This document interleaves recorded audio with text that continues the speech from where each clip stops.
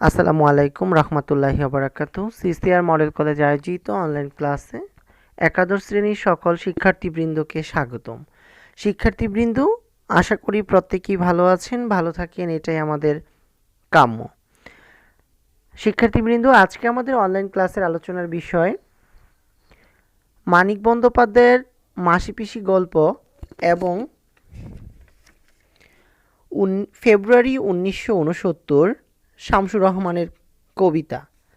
শিক্ষার্থীবৃন্দ, আজকে আমরা এই দুটি টপিকস নিয়ে আলোচনা করব। তো আমরা খুব শীঘ্রই পাঠে চলে যাব। তার মাঝে বলছি যে আজকে যদি এই দুটি টপিকস পড়ানোর পরে আমাদের গল্প এবং কবিতা শেষ হয়ে যাবে, আমরা এরপরে উপন্যাস এবং নাটকে চলে যাব। শিক্ষার্থীবৃন্দ, তো প্রথমেই শুরু করছি মাসিপিসি মানিক বন্দ্যোপাধ্যায়। সুপ্রিয় শিক্ষার্থীবৃন্দ, মানিক বন্দ্যোপাধ্যায়কে দুটি লেখক বলা হয়ে থাকে। তাকে একদিক থেকে বলা হয়ে থাকে তিনি মার্ক্সবাদী লেখক, আরেক দিক থেকে তিনি বলা হয় মনস্তাত্ত্বিক লেখক। সুপ্রিয় শিক্ষার্থীবৃন্দ, আমি আবারও বলছি যে মানিক বন্দ্যোপাধ্যায়কে দুই ধরনের লেখক বলা হয়ে থাকে। একদিক থেকে উনি মার্ক্সবাদী লেখক, আরেক দিক থেকে তিনি মনস্তাত্ত্বিক লেখক। আর আমাদের এই মাসিপিসি গল্পটি অবশ্যই মনস্তাত্ত্বিক একটি গল্প। শিক্ষার্থীবৃন্দ, তাহলে আমরা প্রথমেই জেনে যাব মানিক বন্দ্যোপাধ্যায়ের জীবনী। মানিক বন্দ্যোপাধ্যায় বিহারের সাঁওতাল পরগনায় দুমকায় 1908 খ্রিস্টাব্দের 19 মে জন্মগ্রহণ করেন। পৈতৃক বাড়ি ঢাকার বিক্রমপুরে। মানিক বন্দ্যোপাধ্যায়ের পিতার নাম হরিহর বন্দ্যোপাধ্যায় এবং মাতার নাম নীরদা সুন্দরী দেবী। তার পিতৃপ্রদত্ত নাম প্রমোদ কুমার বন্দ্যোপাধ্যায়, ডাকনাম মানিক। তিনি বাংলা, বিহার, উড়িষ্যার বিভিন্ন স্কুল ও কলেজে পড়াশোনা করেন। তিনি মেদিনীপুর জেলা স্কুল থেকে মেট্রিক পাশ করেন এবং বাঁকুড়া থেকে আইএ পাশ করেন। তিনি নবারুণ পত্রিকার সম্পাদক এবং বঙ্গশ্রী পত্রিকার সহ সম্পাদক ছিলেন। তিনি মানিক বন্দ্যোপাধ্যায় দুইটি পত্রিকার সম্পাদক ছিলেন। এক ছিলেন নবারুণ পত্রিকার সম্পাদক, আরেকদিকে ছিলেন বঙ্গশ্রী পত্রিকার সহ সম্পাদক। মাত্র 48 বছর তিনি বেঁচে ছিলেন। কলকাতা প্রেসিডেন্সি কলেজে বিএসসি পড়ার সময় মাত্র 20 বছর বয়সে কলকাতা প্রেসিডেন্সি কলেজে বিএসসি পড়ার সময়ে মাত্র 20 বছর বয়সে বন্ধুদের সঙ্গে বাজি ধরে তিনি প্রথম গল্প অতসী মামি লিখে খ্যাতি অর্জন করেন। তার মানে সুপ্রিয় শিক্ষার্থীবৃন্দ, মানিক বন্দ্যোপাধ্যায়ের প্রথম গল্প অতসী মামি। মনে রাখতে হবে, গুরুত্বপূর্ণ একটি বিষয়। তারপর জীবনের বাকি 28 বছর একাধারে তিনি বা নিরবিচ্ছিন্নভাবে লিখেই গেছেন সাহিত্য। মাঝে বছর তিনেক মাত্র তিনি চাকরি ও ব্যবসায়িক কাজে নিজেকে জড়ালেও বাকি পুরো সময়টাই তিনি সার্বক্ষণিকভাবে সাহিত্য সেবায় নিয়োজিত ছিলেন। তার সাহিত্যকর্ম, উল্লেখযোগ্য সাহিত্যকর্মগুলো রয়েছে। উপন্যাস ও ছোট গল্প লেখক হিসেবে মানিক বন্দ্যোপাধ্যায় সাহিত্যে খ্যাতি অর্জন করেছেন। মানিক বন্দ্যোপাধ্যায়কে সুপ্রিয় শিক্ষার্থীবৃন্দ কখনই কিন্তু কবি বলা হয়ে থাকে না। মানিক বন্দ্যোপাধ্যায় কখনই তিনি কোনো কাব্য রচনা করেননি। তিনি সবসময় গল্প আর উপন্যাসের জন্যই তিনি বিখ্যাত। তো এর জন্য বলছি, উপন্যাস ও ছোট গল্পের লেখক হিসেবে মানিক বাংলা সাহিত্যে খ্যাতিমান। অল্প বয়সে খুব প্রচুর গল্প উপন্যাস সৃষ্টি করেন। সেই সঙ্গে লিখেছেন তিনি কবিতা, নাটক, প্রবন্ধ, ডায়েরি। কিন্তু মানিক বন্দ্যোপাধ্যায়ের যে বিখ্যাত কাব্যগ্রন্থ বা বিখ্যাত কবিতা বলে আমাদের কাছে খুব কম পরিচিত, কিন্তু আমরা মানিককে চিনে থাকি যেটা দিয়ে, সেটা গল্প আর উপন্যাস। তবে সব দিক থেকে বেশি তার উপন্যাস আর গল্পের ক্ষেত্রে আমরা তাকে বেশি চিনে থাকি। তো বিজ্ঞান মনস্ক এই লেখক মানুষের মনোজগৎ তথা অন্তর্জীবনের রূপকার হিসেবে সার্থকতা দেখেছেন।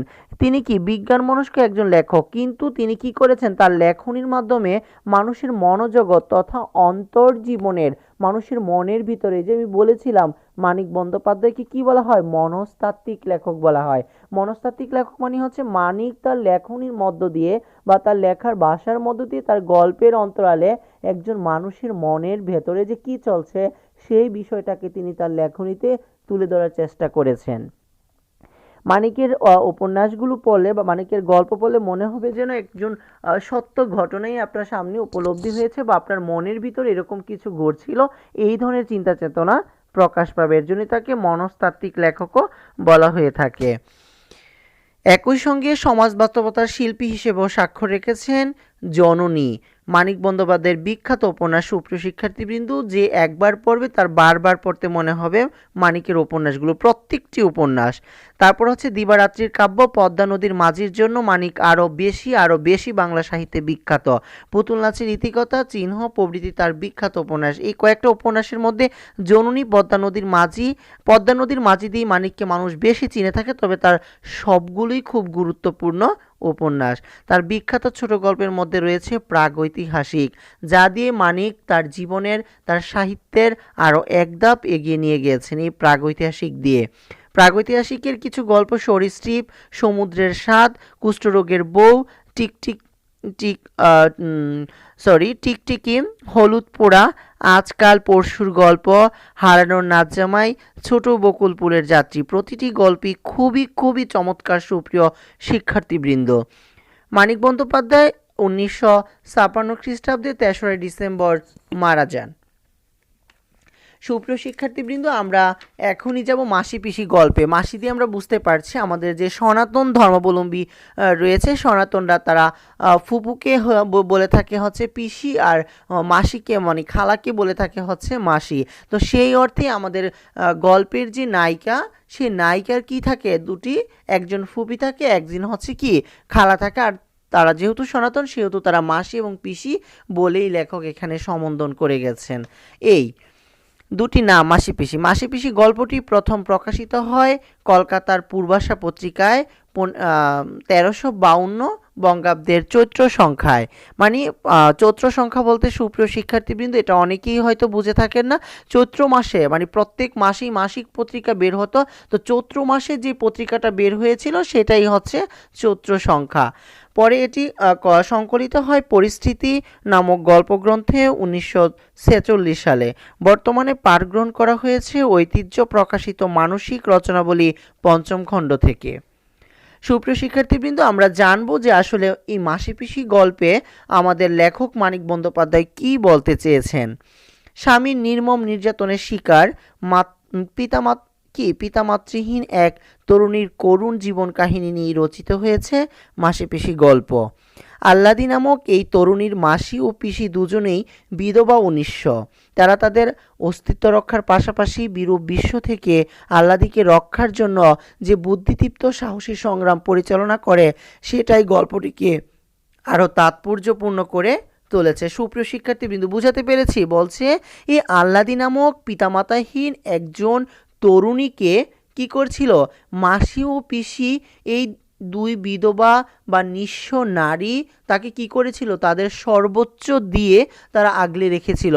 শুধু তাকে যে খাইয়ে বা পরিয়ে বেঁচে রাখাটাই তা নয়, বরঞ্চ তার জীবনকে কিভাবে সুন্দর করা যায় বা তার জীবনকে আরও বেশি কিভাবে এগিয়ে নিয়ে যায়, এই বিষয় নিয়ে তারা কথা বলেছেন এই গল্পে, বা এই বিষয়েই তারা কাজ করেছেন। আর তাদের দুজনের কর্মকাণ্ডই বা তাদের দুজনের কি জীবন ব্যবস্থায় এই গল্পটিকে আরও বেশি তাৎপর্যময় বা আরও বেশি সৌন্দর্য করে তুলে ধরেছেন। তারা সবসময় বুদ্ধি খাটিয়ে বা বুদ্ধি দিয়ে সাহসী সংগ্রাম পরিচালনা করে গেছেন। অত্যাচারী স্বামী এবং লালসা উন্মত্ত জুতোদার দারোগা ও গুন্ডা বদমাশদের আক্রমণ থেকে আল্লাদিকে নিরপরাধ রাখার ক্ষেত্রে অসহায় দুই বিধবার দায়িত্বশীল ও মানবিক জীবনযুদ্ধ খুবই প্রশংসনীয়। সুপ্রিয় শিক্ষার্থী, আল্লাদিকে বিয়ে দিয়েছিল, কিন্তু আল্লাদির স্বামী হচ্ছে যোগু, যে কিনা ভালো ছিল না। সে এখানে এই গল্পে আরও কিছু চরিত্র রয়েছে, জুতোদার রয়েছে, দারোগা, গুন্ডা বদমাশ। এই সকল পুরুষ চরিত্রগুলো সবসময় কি করেছিল, যে আল্লাদিকে বিরক্ত করত। তখন এই আল্লাদিকে কিভাবে তাদের হাত থেকে এবং তার স্বামীর নির্যাতনের হাত থেকে বা এই দুর্বৃত্তদের লালসার হাত থেকে রক্ষা করা যায়, সেই চিন্তা বা সেই কাজকর্ম এই দুই নারী, বিধবা নারী সবসময় করে গিয়েছেন, যা হচ্ছে এই নাটকে বা এই গল্পের প্রশংসনীয় একটি বিষয়। দুর্ভিক্ষের মর্মস্পর্শী স্মৃতি, জীবিকা নির্বাহের কঠিন সংগ্রাম, নারী হয়ে নৌকা চালনা ও সবজির ব্যবসায় পরিচালনা প্রভৃতি এই গল্পের আরও বৈচিত্র্যময় কয়েকটি দিক।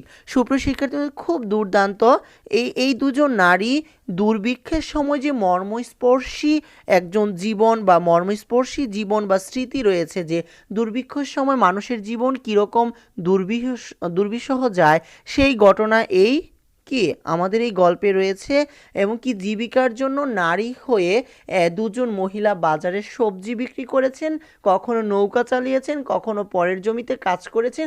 এই সমস্ত করে করে তারা কি করেছেন, তারা তাদের জীবিকা সংগ্রহ করেছেন এবং কি আল্লাদি নামক মেয়েটিকে আরও বেশি সৌন্দর্য, তার জীবনকে আরও বেশি সৌন্দর্যময় করে তোলার চেষ্টা করেছেন। আমরা জেনে যাব সুপ্রিয় শিক্ষার্থীবৃন্দ এই গল্পের কিছু চরিত্র। মাসি পিসি, আল্লাদি, যোগু, কৈলেশ, কানাই চৌকিদার, সরকারবাবু, সাধু, বৈদ্য, ওসমান, দারোগাবাবু, গোকুল। এই হচ্ছে এই গল্পের চরিত্র। তবে মাসি পিসি, আল্লাদি, যোগু, কৈলেশ এই পাঁচজনই হচ্ছে এই গল্পের প্রধান চরিত্র। তার মাঝেও মাসি পিসি, আল্লাদি আর হচ্ছে যোগু, এগুলো কৈলেশ, মূলত এই চারজনই খুবই বেশি বেশি ইম্পর্টেন্ট চরিত্র। সুপ্রিয় শিক্ষার্থীবৃন্দ, এখন আমরা জানব ফেব্রুয়ারি 1969 কবিতাটি আমরা জানব। তো ফেব্রুয়ারি 1969-এ বোঝাই যাচ্ছে যে কি নিয়ে কথা বলছে আমাদের শামসুর রহমান। সুপ্রিয় শিক্ষার্থীবৃন্দ, এর আগে আমরা যে ব্যাপারটা বলতে চাচ্ছি, আপনারা অবশ্যই এই গল্পটি হচ্ছে পড়ে নেবেন। একদম সহজ একটি গল্প, যা হচ্ছে পড়লেই বোঝা যাবে, মানে খুব সহজেই আপনি পারবেন যে এটা বলার পরে বা পড়লেই একদম সহজেই বুঝে যাবেন। অবশ্যই বাসায় গল্পটি পড়বেন সবাই। মূলত আল্লাদিকে নিয়েই, কেন্দ্রীয় চরিত্র আল্লাদি, আর আল্লাদিকে নিয়েই মূলত এই গল্পটি লিখেছেন। খুব চমৎকার একটি গল্প। সুপ্রিয় শিক্ষার্থীবৃন্দ, এখন আমরা জানব ফেব্রুয়ারি 1969 কবিতাটি লিখেছেন শামসুর রহমান। তো আমরা প্রথমেই শামসুর রহমানের জীবনী জানব।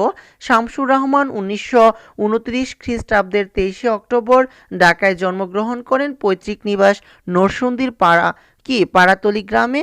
তার পিতার নাম হচ্ছে মোখলেসুর রহমান চৌধুরী, মাতার নাম হচ্ছে আমেনা খাতুন। তিনি 1945 খ্রিস্টাব্দে ঢাকার পোগোজ স্কুল থেকে প্রবাসিকা এবং ঢাকা কলেজ থেকে 1947 খ্রিস্টাব্দে ইন্টারমিডিয়েট এবং ঢাকা বিশ্ববিদ্যালয় থেকে ইংরেজিতে বিএ এবং এমএ পাশ করেন।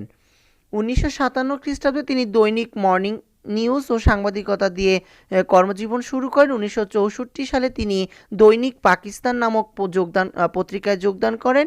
1949 খ্রিস্টাব্দে সাপ্তাহিক সোনার বাংলা পত্রিকায় কবির প্রথম কবিতা প্রকাশিত হয়। 1949 সালে সাপ্তাহিক সোনার বাংলা পত্রিকায় শামসুর রহমানের প্রথম কবিতা প্রকাশিত হয়। আজীবন তিনি নিষ্ঠার সঙ্গে কাব্য সাধনায় নিয়োজিত ছিলেন। তিনি ছিলেন গণতন্ত্রের পক্ষে, ছিলেন সত্য, সুন্দর ও ন্যায়ের পক্ষে। রাষ্ট্রভাষা আন্দোলন থেকে শুরু করে স্বাধীনতা যুদ্ধ ও পরবর্তী সকল গণতান্ত্রিক আন্দোলনের প্রতি অকুণ্ঠ সমর্থন তার কবিতাকে করেছে অনন্য বৈশিষ্ট্যমণ্ডিত। নগর জীবনের যন্ত্রণা, একাকিত্ব, পারিবারিক ও সামাজিক বন্ধন ইত্যাদি তার কবিতার মূল বৈশিষ্ট্য বা লক্ষণীয় বৈশিষ্ট্য। সুপ্রিয় শিক্ষার্থীবৃন্দ, এটুকু তো আমি বুঝাতে চাচ্ছি যে আমাদের যে কবি শামসুর রহমান, তিনি যে কবিতা লিখেছেন, তার কবিতায় সবসময় তিনি যেহেতু দেশকে ভালোবাসতেন, সত্যকে ভালোবাসতেন, গণতন্ত্রের পক্ষে ছিলেন, সেহেতু তিনি সবসময় সুন্দর, দেশের যে বিভিন্ন সংগ্রাম, আন্দোলন, এই সকল বিষয়গুলোকে নিয়েই শামসুর রহমান বেশি কবিতা লিখেছেন। আর তার এই কবিতার ভিতর নামটা দিয়ে বোঝা যাচ্ছে ফেব্রুয়ারি 1969। অবশ্যই আমাদের দেশে ঘটে যাওয়া কোনো স্মৃতি বা ঘটে যাওয়া কোনো ঘটনাকে কেন্দ্র করে, রাজনৈতিক জীবনকে কেন্দ্র করে তিনি তার এই কবিতাটি লিখেছেন। তো তিনি তার কবিতায় রাষ্ট্রভাষা আন্দোলন থেকে শুরু করে পরবর্তীতে বাংলায়, মানে 1952 সালের থেকে শুরু করে ভাষা আন্দোলন থেকে এরপর থেকে যত আন্দোলন হয়েছে, সবগুলো আন্দোলনকে তিনি তার সকল কবিতায় বা তিনি তার কবিতায় তুলে ধরার চেষ্টা করেছেন বা কবিতার বিষয়বস্তু হিসেবে নিয়েছেন। এছাড়া তিনি কি করেছেন, নগর জীবনের যন্ত্রণা, মানে নগর মানে শহর জীবনের যন্ত্রণা, একাকিত্ব, মানে কিভাবে মানুষ একাকিত্ব হয়ে যাচ্ছে, সেই ব্যাপারটা, পারিবারিক ও সামাজিক বন্ধনকে কিভাবে সৃষ্টি করা যায় বা কিভাবে বিচ্ছিন্ন হচ্ছে, এই সকল বিষয়কে তিনি তার কবিতার বিষয়বস্তু হিসেবে তুলে ধরেছেন। শামসুর রহমানের উল্লেখযোগ্য কাব্যগ্রন্থের মধ্যে রয়েছে প্রথম গান, দ্বিতীয় মৃত্যুর আগে, রুদ্র করটিতে, বিধ্বস্ত নীলিমা, নিরলোক দিব্যরথ, নিজ বাসভূম, বন্দি শিবির থেকে ফিরিয়ে নাও ঘাতক কাটা, উদ্ভট ওটের পিঠে, চলছে স্বদেশ, বুক তার বাংলাদেশের হৃদয় ইত্যাদি।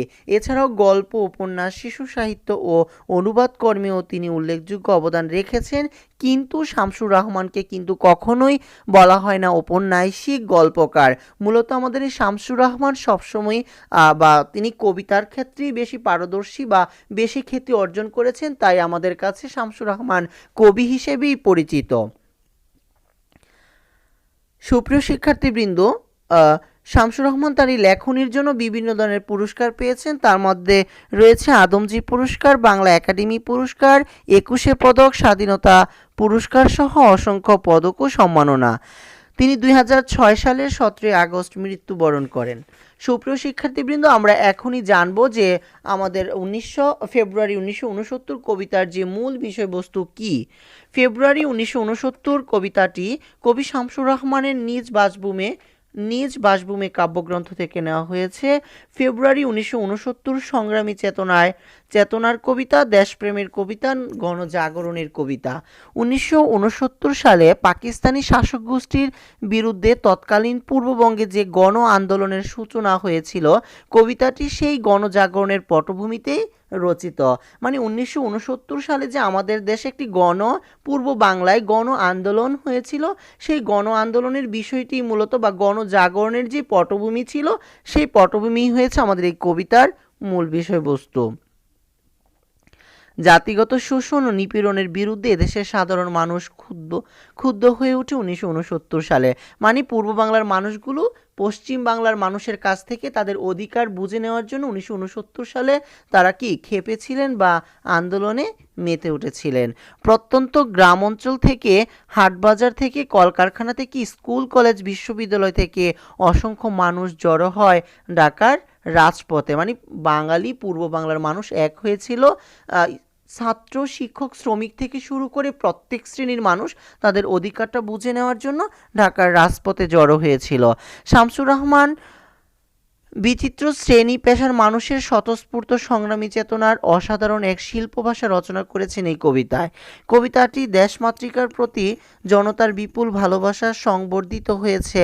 দেশকে ভালোবেসে মানুষের আত্মদান ও আত্মহুতির প্রেরণাকে কবি গভীর মমতা ও শ্রদ্ধার সঙ্গে তুলে ধরার চেষ্টা করেছেন বা মূর্ত করে রেখেছেন। কবিতাটিতে 21-এর রক্তঝরা দিনগুলোতে স্বৈরশাসনের বিরুদ্ধে এদেশের সংগ্রামী মানুষের আত্মহুতির মাহাত্ম্য প্রগাঢ়ভাবে তুলে ধরা হয়েছে বা সৌন্দর্য লাভ করেছেন।